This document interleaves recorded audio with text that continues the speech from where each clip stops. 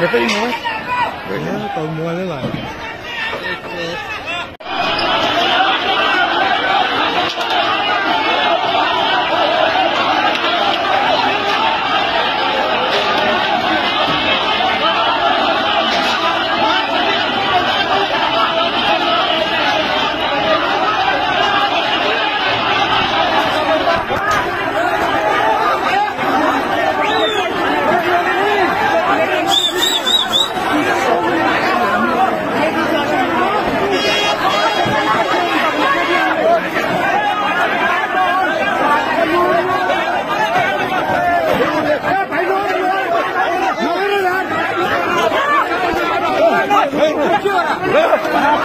छोड़ they okay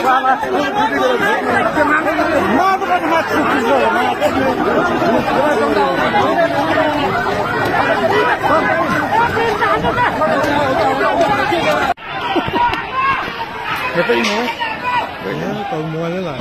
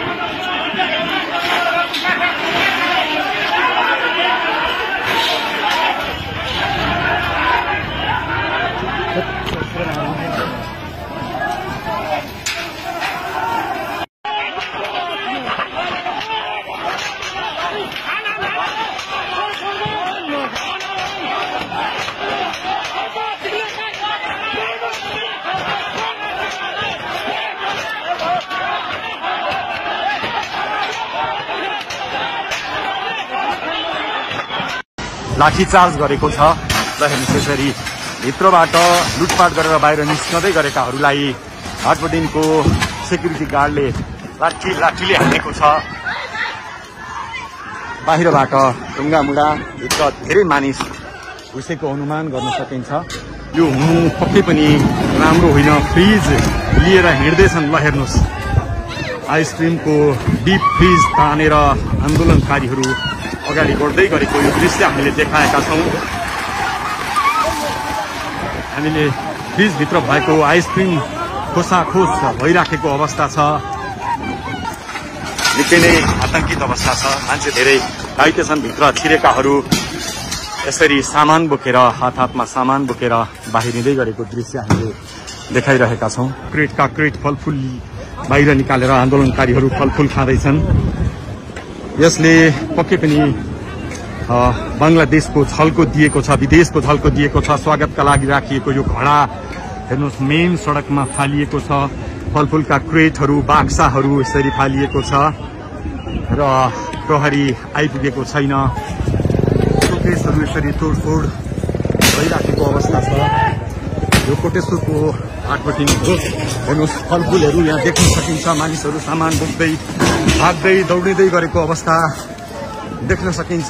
साँच्चै बङ्गलादेशको झल्को यति बेला कोटेश्वरको हाटबटीमा देख्न सकिन्छ। दर्शकवृन्द आगो लगाइदिए भनेर यहाँ आन्दोलनकारीहरू कराइरहेका छन्। माथि ढुङ्गा प्रहार भइराखेको छ।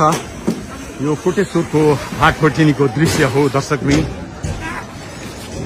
सोच्दै नसोचेको अप्रिय अवस्था। प्रहरी अहिलेसम्म भाटपटिनीमा आइपुग्न सकेको छैन। पार्किङमा राखिएको गाडी यस्तो अवस्था छ। फलफुल यत्रतत्र सर्वत्र देख्न सकिन्छ। हेर्नुहोस् अगाडिपट्टि थुप्रो मात्रामा क्रोशित युवाहरू आन्दोलनकारीहरूको उपस्थिति देख्न सकिन्छ। प्रहरी लगभग निष्क्रिय अवस्थामा प्रहरीले यो क्षेत्रलाई आफ्नो नियन्त्रणमा राख्न सकेको छैन। प्रहरीले नियन्त्रण गुमाएको अवस्थामा स्याउ सुन्तलाले हाटबटिनीमाथि आक्रमण भइराखेको छ। अहिलेको अवस्था निकै नै गम्भीर छ, भयावह अवस्था छ।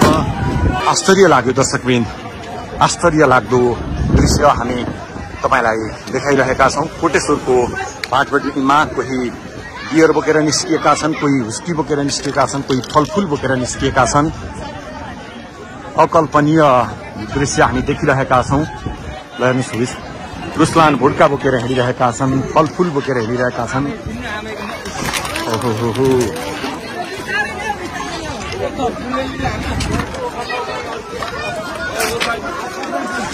हाटबटिनीमा लुटपाट मचिरहेको छ। त्यो दुःखद दृश्य हो। व्यवसायी सुरक्षित छैन। दुर्गा बसाईले भन्थे यहाँ कोही सुरक्षित छैन। आज नेपालकै सबैभन्दा ठूलो प्रतिष्ठित व्यावसायिक घराना हो भाटबटिनी सुपर मार्केट। यो पनि लुटपाटको शिकार भएको छ, निशानामा परेको छ। मानिसहरू भागदौड गरिरहेका छन्। यसले निकै गम्भीर संकेत गरेको छ।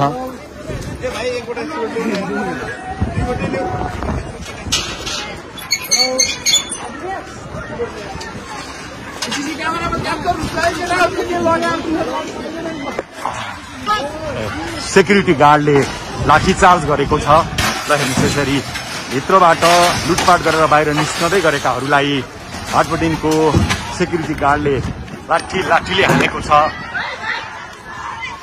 बाहिरबाट ढुङ्गामुढा भित्र धेरै मानिस घुसेको अनुमान गर्न सकिन्छ।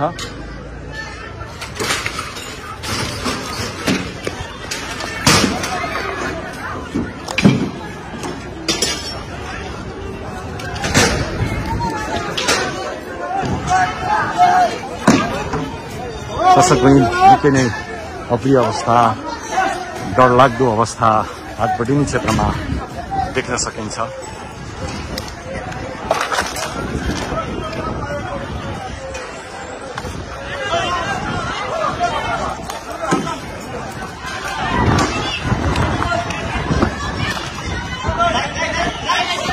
महँगो गाडी पजेरो फुटेको छ। पैसा स्वेप गर्ने स्वेप मेसिन गाडीको पनि खालिएको देख्न सकिन्छ। निकै नै आतंकित अवस्था छ। मान्छे धेरै घाइते छन्। भित्र छिरेकाहरू यसरी सामान बोकेर हातमा सामान बोकेर बाहिरिँदै गरेको दृश्य हामीले देखाइरहेका छौँ।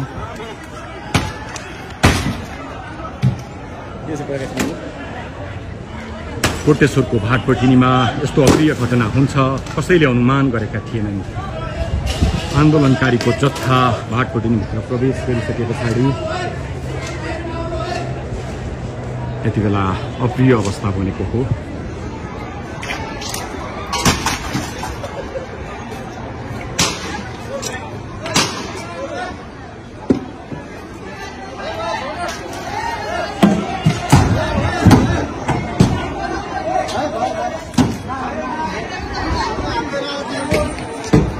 आन्दोलनकारीहरू अझ बढी सशक्त बन्दै भाटबटिनीभित्र प्रवेश गर्दैछन्।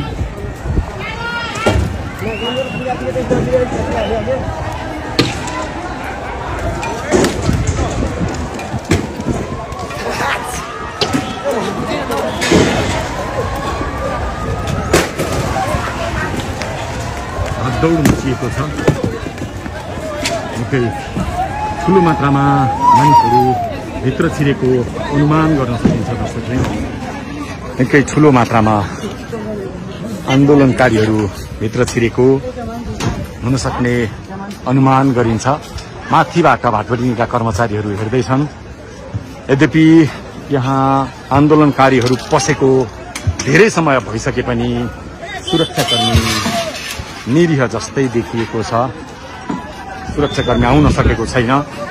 कोटेश्वरको भाटबटिनी क्षेत्र तनावग्रस्त अवस्था छ। यसले निकै ठुलो र गम्भीर सन्देश दिएको छ। राष्ट्र गम्भीर क्षणमा गम्भीर सङ्कटमा पसेको प्रमाणित भएको छ। दर्शकवृन्द, प्रहरी निकै अगाडि छ, तर थोरै मात्रै अगाडि छ। 500 मिटर अगाडि छ प्रहरी। यसतर्फ आउन आँट गरिरहेको छैन प्रहरीले पनि। कतै